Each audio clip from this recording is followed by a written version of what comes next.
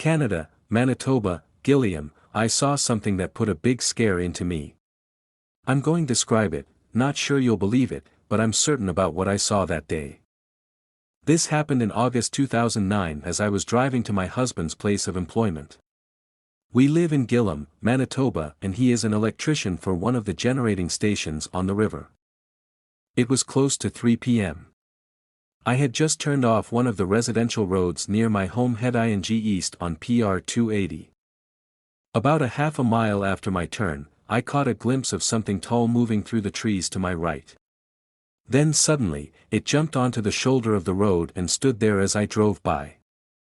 I looked in the mirror and saw it quickly cross to the other side of the road.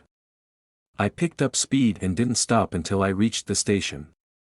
I had chills all over. I got a decent look at it. It had a large wolf head, but it was standing upright on legs which looked man-like. I didn't see arms as I passed by, but I did see arms swaying back and forth when I looked in the mirror as it crossed the road. The coloring of the head and body hair was charcoal with darker patches. If it was an actual gray wolf, then it was the largest one I had ever heard of. I thought that someone was playing tricks, but that wouldn't make sense since, I think, it was during the hunting season. I did tell my husband, who later checked the area where I saw it. He said that there were reports of a very large wolf along the river a year or two before, but he had not heard anything beyond that. I still don't know if he believes me. I also said something to my uncle, through marriage, who is Chippewa.